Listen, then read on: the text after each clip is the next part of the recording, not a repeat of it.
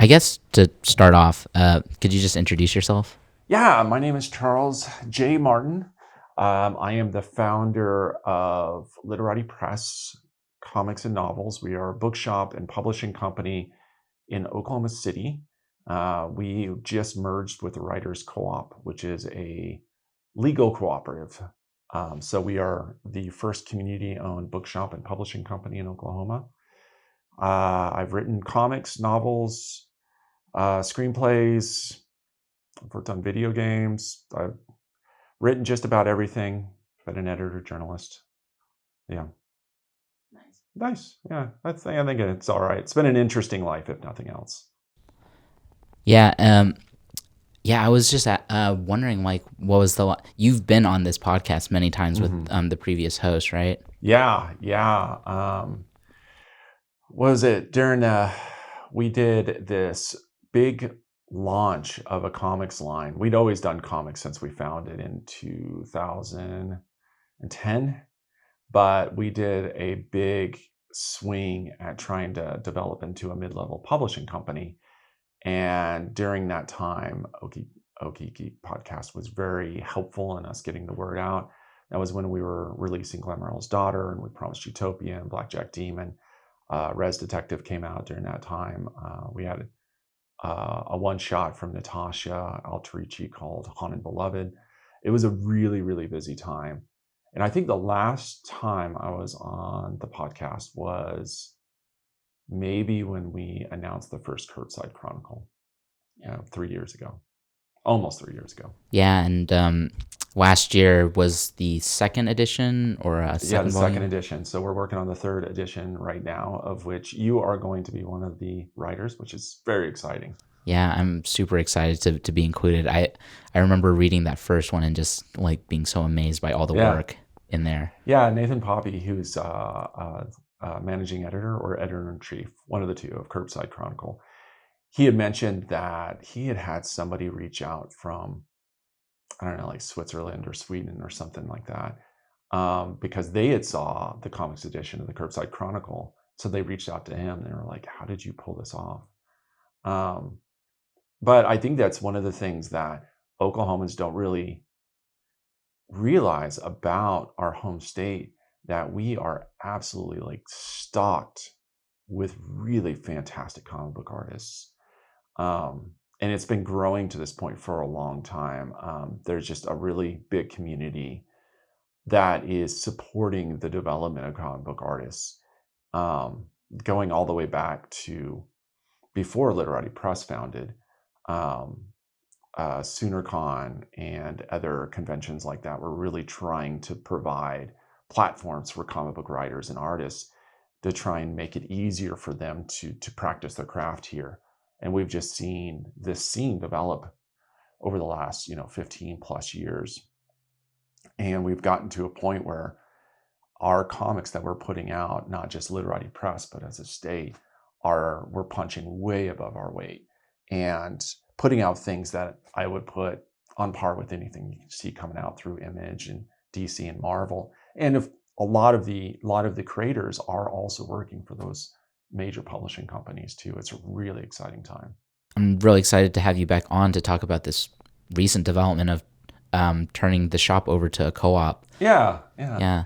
Yeah, when we just voted it through, we just signed the contracts and everything. When we started Literati Press, I wasn't really looking to just like, hey, I'm going to be a publisher.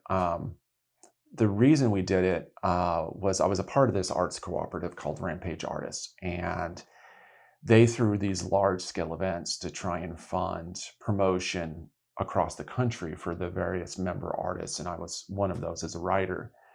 And I love that model of doing it as a community, where it's not a top down led, so that you don't really just have like one person just like directing everything. You have, a groundswell guiding the vision. And that's how Literati Press was developed. But it was all owned by me up until, we got this writers co-op started last year, and it's really developed quickly. And we have a lot of really exciting writers and voices. And hey, have a seat. Yeah. Anyways,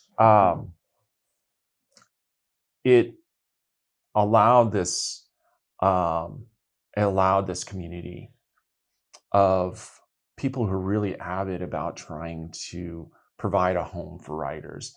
It's a very lonely craft. Whenever you're writing, you're going into your cave, and we wanted Literati Press to always be a place where they could come out and be around their own, especially like targeting unique voices, people telling stories that you don't expect coming from Oklahoma. So when we got to a point where we decided, okay, let's go ahead and merge the Writers Co-op with Literati Press, it was finally an opportunity for me to be able to hand it over. And I'll still be involved. I'm board chair.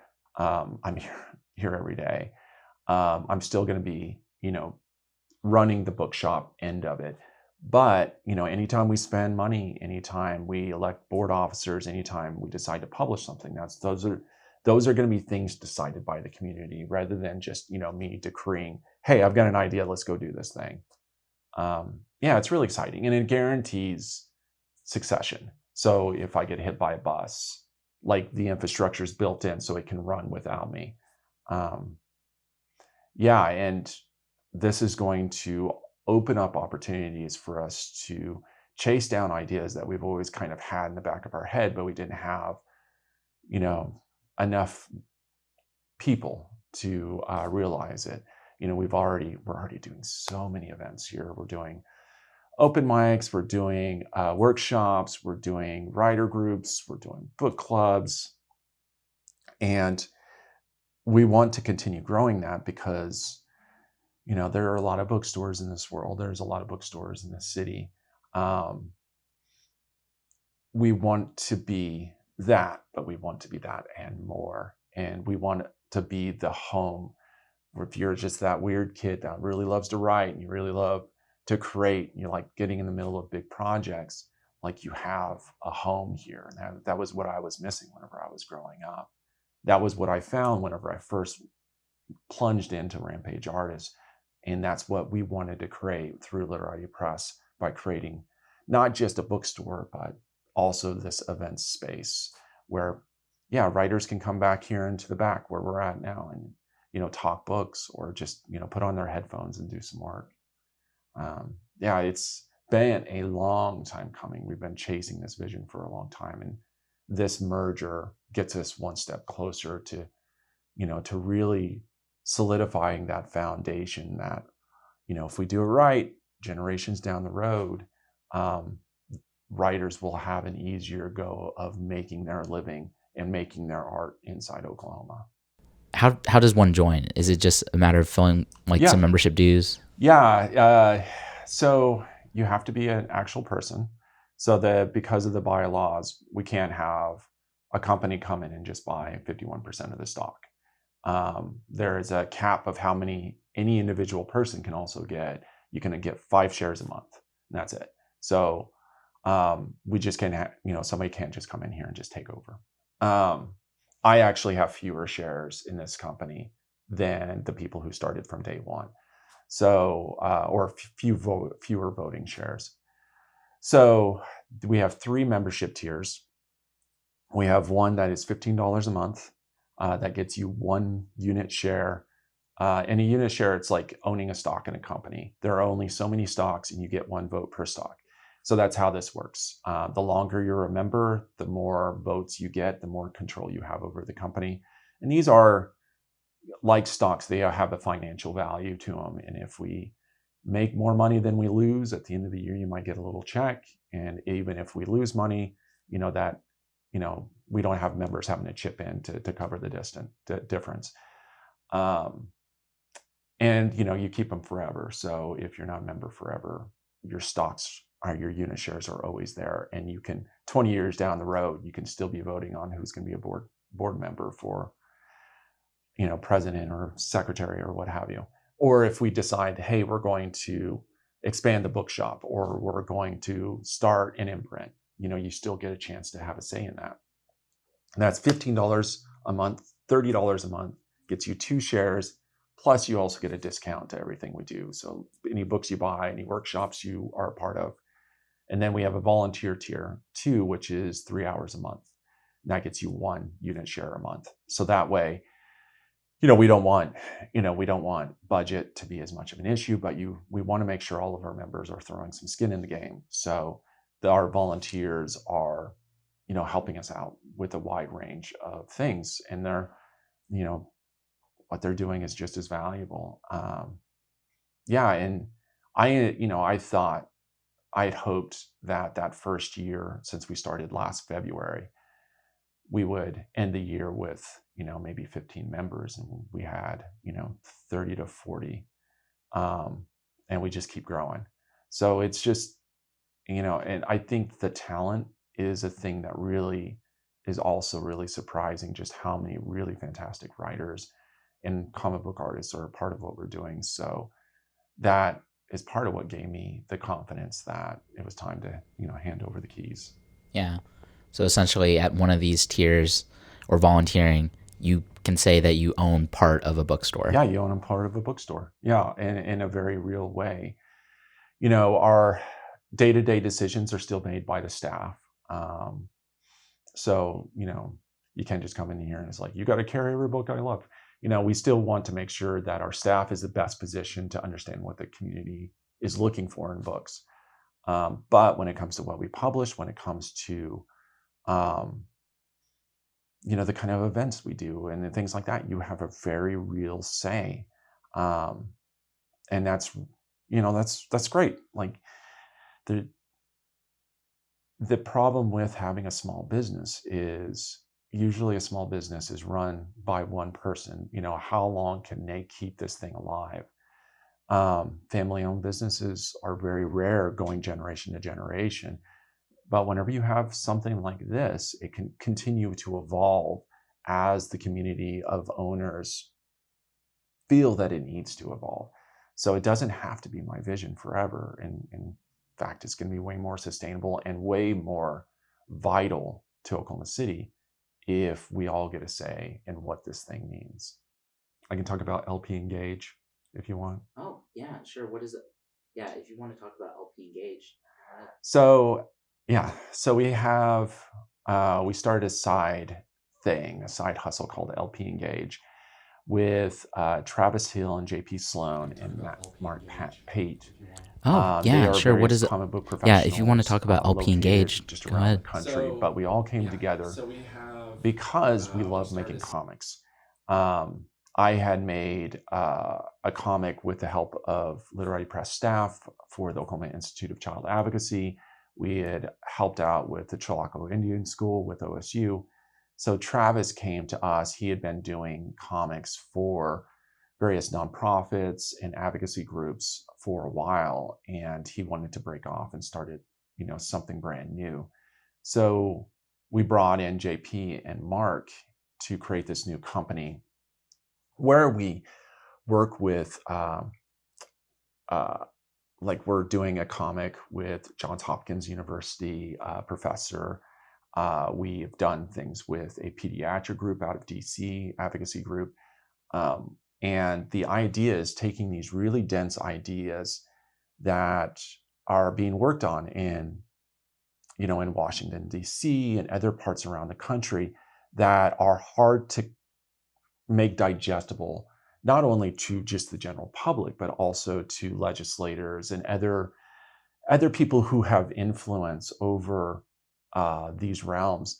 So comics are very unique in that they are able to use imagery and words together to make retention much stronger whenever you're dealing with really hard topics. And the LP Engage kind of runs on its own, kind of as separate from Literati Press, but utilizing a lot of the things that we've learned over the past 20 years of making comics, so that we're able to do comics that are as good as anything else out there. But we know how to finish projects, and we also know how to tell complicated stories.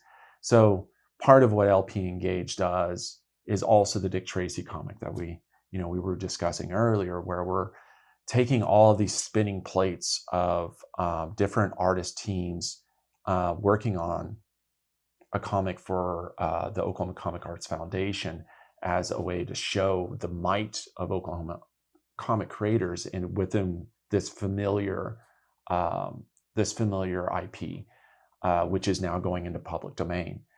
So we also work with Curbside Chronicle. LP Engage is really who quarterbacks that in coordination with the Oklahoma Homeless Alliance. It's great. It's cool. And I think this is a way, and has been, and I think it's going to be a growing way of getting really good paying jobs to Oklahoma comic creators, making it easier for them to set aside time to make their own passion projects. Yeah. So LP Engaged is sort of using the medium of comics and helping different groups and educators or scientists like just communicate their ideas better. Exactly. And it's, when you're dealing with in academia or research, like getting a groundswell of support for these ideas that are hard to explain, like that is always a challenge. But man, storytelling, that's what it's for. And we've seen some really good success with it, like the Oklahoma Institute of Child Advocacy used it as a way to garner additional support for their Kid Governor program, which is an election that they do every year at high schools around Oklahoma to elect a kid governor to serve as an advocate to the legislature. The one that we're doing with Johns Hopkins University, the creator writers, her name is Nargis. She's the foremost authority of the use of chemical warfare in Iran. And so this is going to be a graphic novel about the history of chemical warfare. And of course, man, what a time to be talking about war in Iran. So these are really important topics that need just more knowledge just within the general public, but also within Washington, D.C. and the other seats of power around the U.S. And it's exciting to be able to use Oklahoma talent and to be able to tell those stories. And, of course, we're working with the best artists that we know, even if they're located inside Oklahoma or, around the world. So each one is going to be, made based on the needs of that particular project. But it's all run out of Oklahoma City. Well, with all these like kind of embers in the fire and all the changes that have been going on, where do you see like Literati like in the next year, 5 years? Well, the bookstore is important. The bookstore, Paseo needs a bookstore that reflects its very unique values. And, we've, of the many things that I'm proud of that we've done, we brought Red Dirt Poets, the Red Dirt Poetry Open Mic back into the Paseo where it was born. Being able to use the physical space as a platform, not just for great works, great books and comics, but to be able to use it as a place, like if you come into Oklahoma City and you're a storyteller, you're a writer, you're a sequential artist, and you're looking to find your people, like this is where you find your people. And that just speaks to the very core mission of Literati Press. So just being able to continue what we've built here and find ways to make it even more, more of a service to the literary community. That's the goal. In 5 years, I really want the Writers Co-op to be strong enough that we are putting out, a dozen really cool, unique projects a year. And sometimes that's going to be filmmaking. Sometimes that's going to be, performance-based. And sometimes that's going to be publishing. Like we're here to do cool shit. Sorry for cussing, but that's what we're here to do. Really cool stuff. I don't want to just replicate the things we've been doing over and over and over again. I don't want us to do the safe things. I want us to be a way for storytellers to be able to take risks and use the money that we're making both from the bookstore, for membership dues, and from other fundraisers that we do to support storytellers, stretching themselves and trying to like legitimize Oklahoma as a literary hub. Yeah.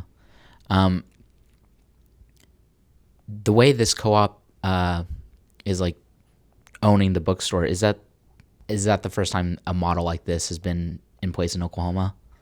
We have, for a bookstore and publishing company, we're the first. I am not aware of another cooperative owning a bookstore in Oklahoma, but they do outside of Oklahoma. So we're not the first co-op bookstore in the US.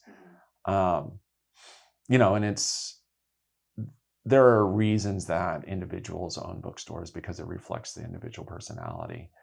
But I mean, in Paseo's little socialist heart, I feel like this is the most fitting place to have a model like this.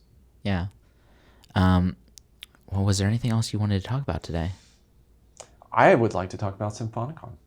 Yeah. All right. Let's take a quick break. We'll move on to Symponicon now. My name is Michael Aguilar, or Moog. I'm the director of the University of Oklahoma's Esports and Co-Curricular Innovation Department, housed inside of the Division of Student Affairs. Yeah. So both of you guys are going to be taking part in Symponicon. Am I pronouncing that right? Yeah, I think so. Yeah. Yeah. How did this get started, I guess? Like, this is going to be the Oklahoma City Philharmonic doing an entire show based off the music of comic books, video games, just sort of an entire musical hour of pop culture convention in a symphony hall. Yeah. Yeah, it's from my understanding, my involvement started when the Oklahoma City Philharmonic were asking each other, who's the nerdiest person we know? And my sister-in-law, Shannon Marszewski, was like, I got a person. And that's how I came in. And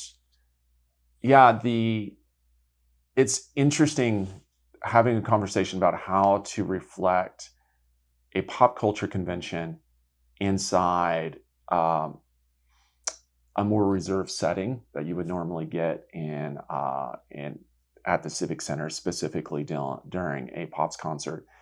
I was thinking about things that might make it more approachable. And I love the Oklahoma City Philharmonic, but if we're going to lean that direction, what are some ways that we can do that? And you think of like, Wait, Don't Tell Me, which is like semi-game show, interview based. You think of the Oklahoma City Thunder, their like boisterous timeout breaks. And I was like, how much of that can we bring in without, I don't know, giving short shrift to, the meaty topic of why music is so important in all of these mediums, in movies, in comic book spectaculars, and TV shows and video games. So we're trying to ride that line of, pop culture entertainment and something a tad more cerebral and satisfying. Yeah.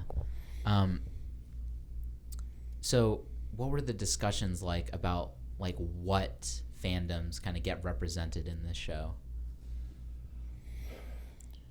Man, so it's hard to encapsulate a gaming and video games, especially, and pop culture around anime and superheroes in a singular kind of phrase. It's at that point you're almost deliberately being disrespectful. Mm-hmm. And the point being is that you have to throw a dart at a board somewhere. You're not going to please everyone in that regard. But if you look at it from a chronological standpoint, you can reference, musical theater, especially the Atari generation. We're talking about 8-bit, pre-MIDI, right in that early generation coming into NES, where we have so many iconic themes that still exist today that have evolved into the modern era. But then you've had amazing cinematic tones, anything from Square Enix and how they've done composition and everything along the way. And so that question is never an easy one to answer. Of which ones do you select? I think the best way to approach it is more about, instead of it asking purely which ones do you select that give a true sense of musicianship, coupled with performative arts, coupled with entertainment and nostalgia. So you have to have those 4 criteria before you just throw things into the pot. Because we could easily just go into Mario World or Sega and Sonic the Hedgehog or even Crash Bandicoot and some of these most iconic titles. And while those might serve that purpose, you can't negate the traditional scoring of what Square Enix does in Final Fantasy or Kingdom Hearts or the very old world music styles in something like a Halo. And so I think the question that we tried to answer was, what is respectful to musicianship? What is iconic in regards to nostalgic themes? And also, what is presentable enough that it's not such a deviation from the mainstream that an audience would enjoy it and be able to follow along while still learning, but not feeling completely alienated because it's something out of left field.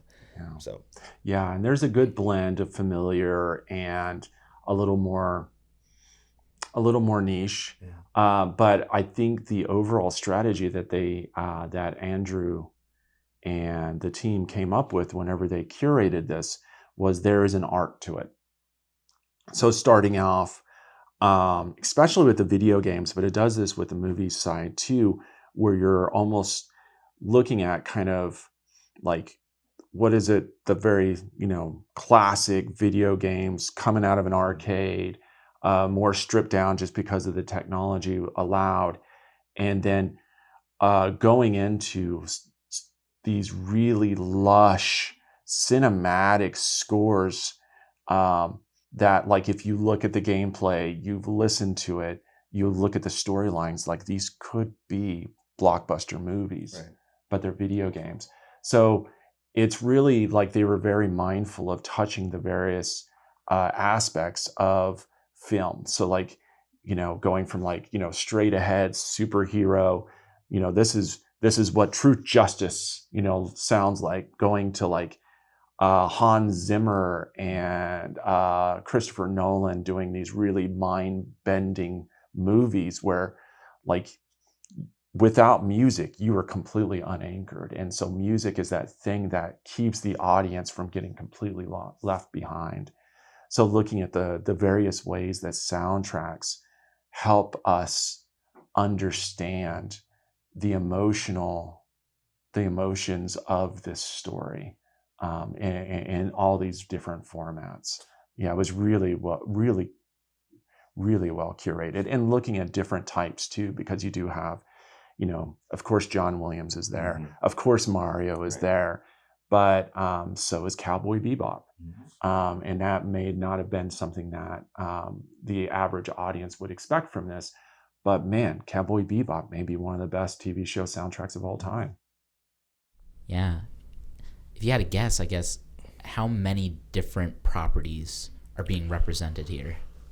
That medley, The medley alone, yeah, it's gonna be, I think it was You're- 8 or 9. you're pushing past probably 25, 30 between both sides. Yeah, Easy. yeah, it's pretty crazy, and it's great because it doesn't feel scattershot, because each section has a specific thing it's trying to accomplish. So it's not just a wall of pop culture noise. Like, we are moving steadily from one area to another area, and they're grouped really well together. Um, yeah, and I think that um, on both sides, I think it's great. But the video game arc is super interesting how they put it together. And we're actually going to be talking more about that after this interview, to really talk about how we can really nail down some of those ideas. Because I think people, even though, like, if you think Mario or you think Zelda, you hear the theme before you see anything in your mind's eye. And it's the same way with movies. But the difference is, with a video game, you're going to hear that music over and over and over and over again. Like, you're going to hear it in your nightmares whenever you just can't get past a level. So it's so important for video game music to be able to hit its soundtrack right, because it can ruin a game. Absolutely. Is there going to be, like, it sounded like there is going to be a visual component to this show? There will be some visual things that we do. We're not going to be putting up a big screen or anything like that. We really want the music to stand on its own. But we are going to have some guests. We're going to have some giveaways. We're going to have some surprises for the audience. It's going to be, it is going to be interactive elements in a way that I haven't seen in a Pops concert. And I think it's going to be a lot of fun. So if you're like a pop culture enthusiast and you haven't gone to the Oklahoma City Philharmonic and you're not sure what to expect, you're like, I like classical music. I kind of want to go, but I don't really know how to interact. This is the concert to go to, because this one is going to be less formal, but it's also going to be about entertainment at every step of the way. We're not going to be giving long, dry lectures. We want you to make some noise out there, but we also want you to be able to see, man, what our amazing Philharmonic is capable of. These are great musicians.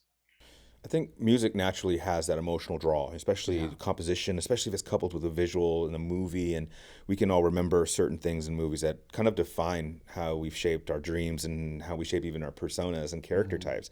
Video games, no exception, except you are designed to be interactive with it from the very beginning.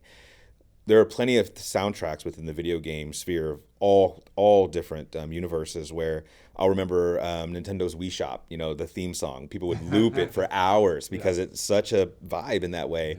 But you could say the same for so many different scores. So, but now, we fast forward from, decades plus since those songs first came out, and those become, questions that, or songs that immediately throw you back a minute. And just like in traditional in movie scoring, video game scoring, is what we oftentimes is influencing, especially modern societal music, with chiptune and 8-bit scoring, and still using a lot of MIDI and funk and synthwave and these types of things, which were still born all from both the synthesized 80s era, but also the MIDI 8-bit era.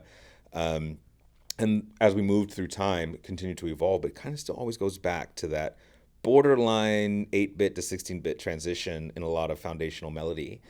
And so to not have the opportunity, it's almost like, imagine if we didn't have an interactive component and you started to hear, Mario's theme song, you would be, at least bopping in your chair. Why not bring it, because say, okay, it's okay to do that here. Let's ask some questions that maybe you didn't know, or maybe you did know. So let's go ahead and appease that fiber in your body that has to reveal that tidbit that or let's help expose you to the fact that somebody did write this and somebody did compose this. And in the world of game design, most people really have a bias towards thinking about game design around computer science, where we think about coding. Well, coding is important, obviously. That's what makes the video game function. However, without the fine arts, there is no motion. We can't see Sephiroth walking through the fire in Final Fantasy VII. We can't see you can't see what it was like to see the Lich King, for the first time in World of Warcraft, or literally jumping on the pole for Mario at the very first one that we got, or Luigi's kicking legs and Yoshi's kicking legs. And those things are just riddled with a multitude of different different things that are imposing upon our person, whether it be music, the visual, the combination of keys, hitting your first Hadouken in a Street Fighter, or flying bird kick on a Chun-Li. Those things all correlate because you can hear Chun-Li's voice the minute that she's going inverted to spin. You can hear the Hadouken come out of Ken or Ryu before he throws the ball. And so creating a space for people to actually interact with that, I think, is important, while still staying respectful to the celebration of musicianship and composition. Yeah, because a typical Philharmonic show, probably they don't really invite you to even clap sometimes until the very end, right? But this sounds like there's going to be plenty of chances for the audience to actually interact. Yeah, and I love the Philharmonic's giving us a little bit more leash on this to really make it fun. And we need to make sure we deliver on our side too. This is a risk. This is taking the Philharmonic and their musicians a little bit out of their comfort zone. That said, these are professional musicians who perform in all kinds of settings. But I'm excited that they're letting us take some chances here. Because this music is fun. Like Super Mario, whenever I was a little kid, and every time I got the little gas at the dentist's office, I heard that music and vividly saw, I hallucinated Mario. And now, like, what, 40 years later, my 6-year-old can play Super Mario on piano. Like, it's the same theme. And like, so this is going to get people's, get people's, enthusiasm spiked. So we want them to feel, the freedom to, bop around. I think one final point on this chain of thought is that everyone gets their introduction into whatever they become in life from something else, right? In video games, somebody sat you down, introduced you to Mario Kart, and then you either stayed friends or you had some animosity in the house. Mario Kart, iconically known as one of the best enders of friendships. But the same would happen with your first time sitting down to a Star Wars or seeing the massive universe of Star Trek, or exposure to the process of understanding that the Legend of Zelda isn't the character you're playing, that's Link, and you're trying to rescue Zelda. That whole paradigm. Music has that same thing where you have to have an introduction to it, and it's not as simple as just turning on the radio. It's also seeing all the moving pieces. So when you can see an entire orchestra performing something that already resonates with you emotionally, and you see them manufacturing and building the rise up of the draw and the flow of music in front of you, it inspires you to want to learn more. Whether it's learning more about the composition's brain and how it piece things together, or if it's simple of I really love wind instruments, or I love percussion, or I love these types of things, and now seeing it being applied to the very things that you love that didn't have that physical representation also creates a pathway of exposure to not just young generations, but any generation, to say if they could learn to do this. Yes, some of it is absolute talent that they're born with, but a lot of it is grit. It's that passion that fuels the ability to go and learn to be the best coder. It could be the best, pianist. It could be, it's all about showcasing that these things are obtainable if you're willing to do that work. And if you're not, but you want to support it, this is how you support the celebration of the things that you value, at the very least, in supporting OKC Philharmonic. Or if the reason why you like, a specific video game is not just because of like Kojima's style of art, but it's also the way that he composes lighting in a Death Stranding or those types of things. All those parts is not a one-man show. Even if there's a figurehead like Kojima over his studio, it still requires fine arts. It still requires coding. It still requires storyboarding. It still requires human condition, adversity, to allow for that emotion to run through. And I think that that's really, really what I love about what we're about to showcase, is that for a lot of young generations, I think that if my parents had taken me to something like this, I would have pursued the arts more. Because then I could have seen, oh my God, I love video games. And I used to be the little nerd in the 80s that would hold up my little Sony Walkman with a built-in microphone to the TV and record the soundtracks off my NES and Atari. And that would be the soundtrack of my dreams at night to close out. So I'd have the little metal die cast from Top Gun, and I was replaying Top Gun. Or I was Mega Man, as one of my favorite video game characters of all time. Playing the Mega Man soundtrack, which was the introduction to EDM for me. I mean, honestly. And that would become the literal soundtrack of my childhood. And if I had been exposed more to the mechanics of making music, I think I would have been interested more in the arts. And so I can only imagine what that would do for someone who's in the audience for something like this 10 years from now. Yeah, I think an interesting thing about what you mentioned too was how this could lead you to pursue things. Because there's not really that big of a difference between Mozart and what we're going to have at the Symponicon, because like Mozart, one of his most famous pieces is the Magic Flute. Like, this was something that was composed to be performed in music halls. This was made for the public. It wasn't made for kings and queens and the richest of the rich. This was made for the people, and a lot of pieces that the Philharmonic do produce, like some of them were made for royalty, but some of them were made for the common person. But it's just that time has created distance between the common person and that piece. But whenever you realize that some of the most gifted composers that we look back on with this reverence, they had dirty jokes in their performances. They were creating pieces because they were trying to, get with a particular girl, no different than, why every rock musician picks up a guitar. Like, these are common experiences. And the music that was made for Mario, without the influence of these classical pieces from before, he wouldn't have connected those dots to create one of the most recognizable tunes of all time. And you look at the Elder Scrolls and things like that, they are pulling from those same influences. So it is not a very deep rabbit hole to go from this particular performance to what's going to come up, later on for the pop. So if we can light that interest with not just for musicians, but for filmmakers and game developers, where they're wanting to pursue this and they can have an appreciation. Maybe they go back, to like 2001, whenever they're trying to figure out what this soundtrack is, and they're like, okay, let's just go to record stores and find the weirdest things we can find, and they found Strauss. Yeah.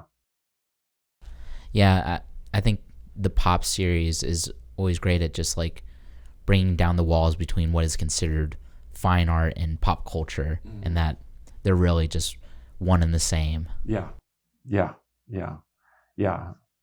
I agree. Yeah, and hopefully, if we do our job right, then we can make people who might not come to the Philharmonic feel more comfortable in this particular space, and also like, man, just appreciate live music, which is having such a tough time after the pandemic, and kind of building that muscle back in people's regular schedules of like, let's get out of our house, let's go watch music actually happening in front of us. There's just a magic that comes with that, no matter how practiced the musician is and how practiced the symphony is.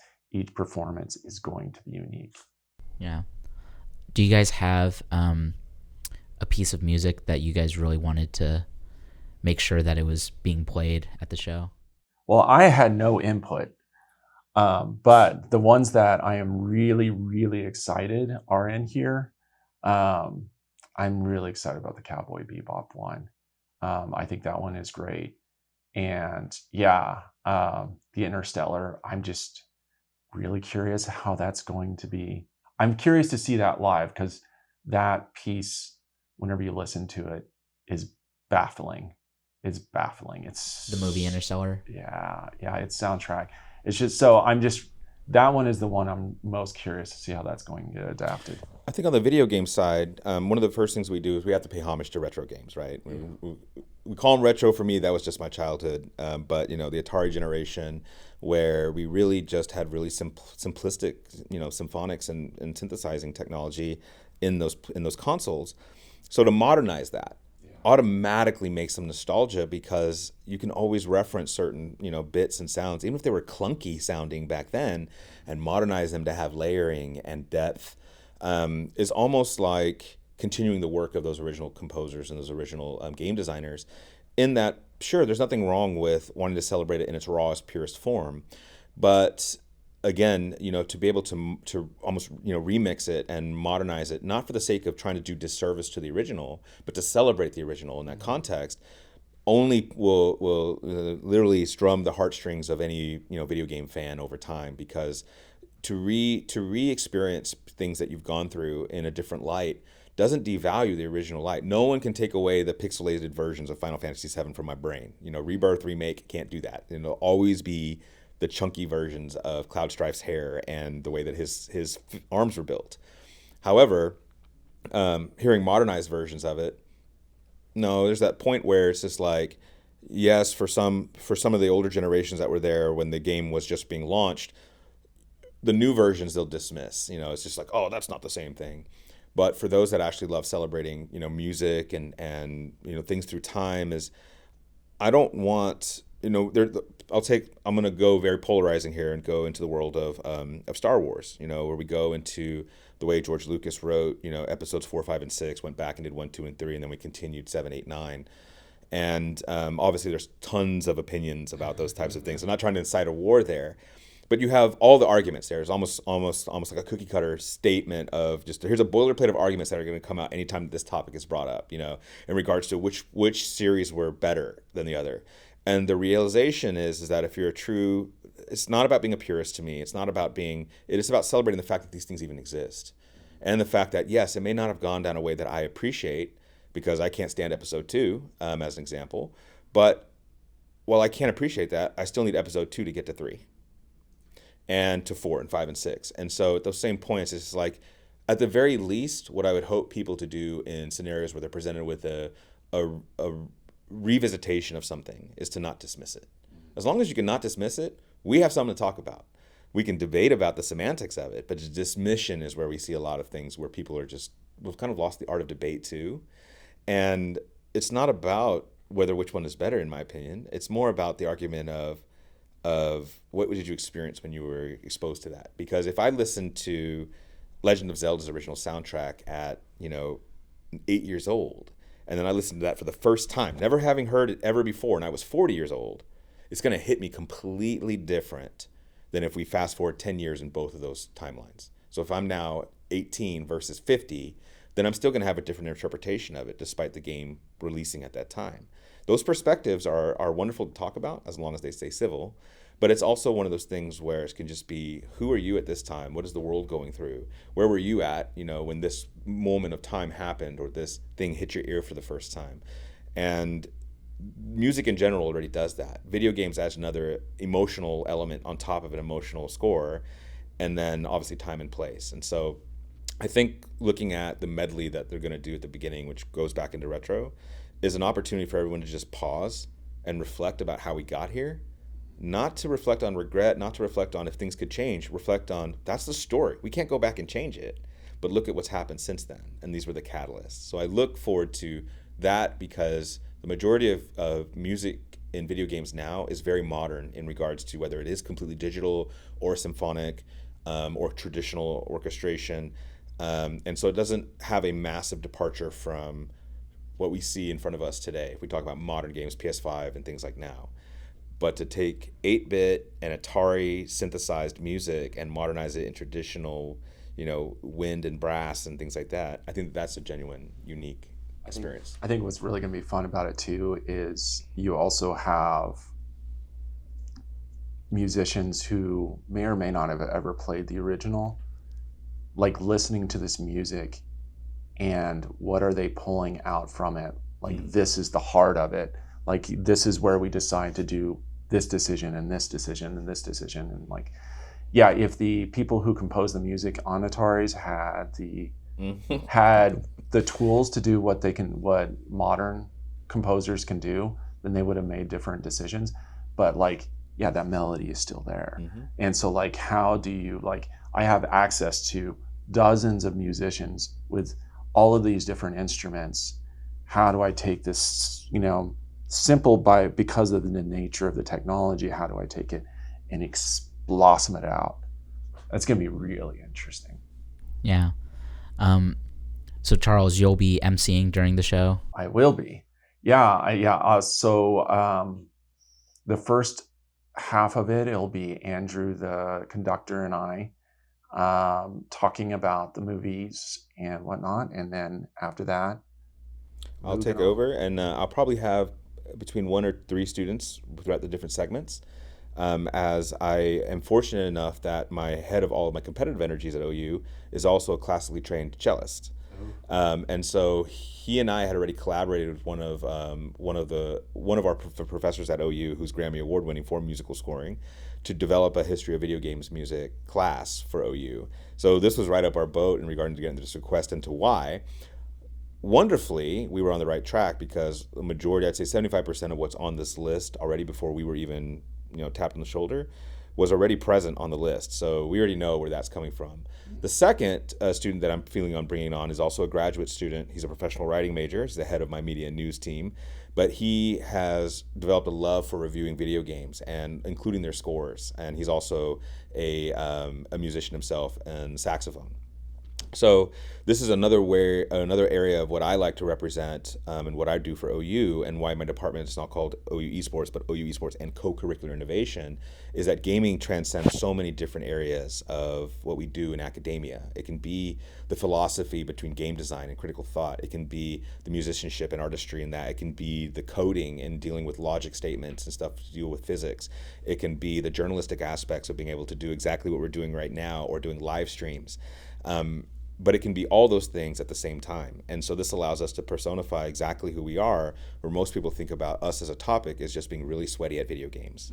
And that's only a portion of what we've always ever done. It's just the one that's the most easy to obtain and motivate students to do.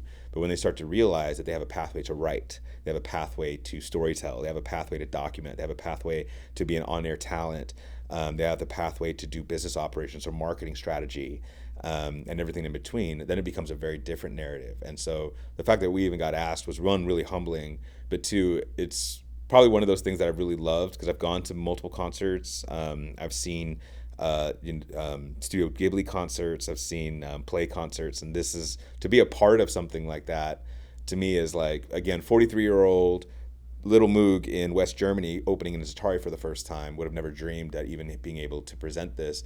I barely even dreamed the fact that I could even go to a show and be in the audience of something like this.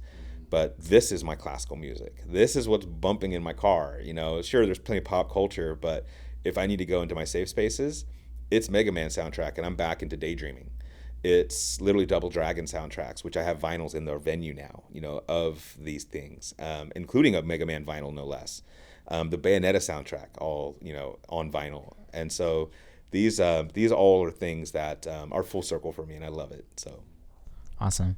Well, is there anything else you guys want to mention about the show? There are going to be some things happening before the show, including potentially a certain cart-based game tournament. So this is airing before the show, right? Yeah. Okay. So if you're hearing this, then showing up as soon as the doors open has a benefit if you're of the gaming side of things and like to throw down on some Mario Kart. But we're going to be running a tournament, 16 slot only to get through the time. So we only have an hour and a half. So we're basically going to do 30 minutes. Whoever first there, 16 slots fills up, run that tournament to find the final three. And then they're going to face off against an OU esports Mario Kart player, which we are top 50 in the nation. We do have a Mario Kart team. And then in first, second, and third, we also have some pricing to give away as something else to come early, feel the vibe a little bit, you know, and enjoy easing into the show that's going to happen right before you. Yeah, the Oklahoma Comic Arts Foundation will also be hosting with Literati Press and Ink and Draw. So if you want to learn how to make comics, or you want to show off your portfolio to some professionals, you'll be able to do that as well. Yeah, it's going to be hopping. This is definitely a show you want to come early to. And not only will we have giveaways during the pre-show, we're also going to be doing things during the actual concert as well. So it's going to be fun. Awesome. Yeah, I'm looking forward to it. Yeah. Thanks, guys. Thank you. Yeah, thank you.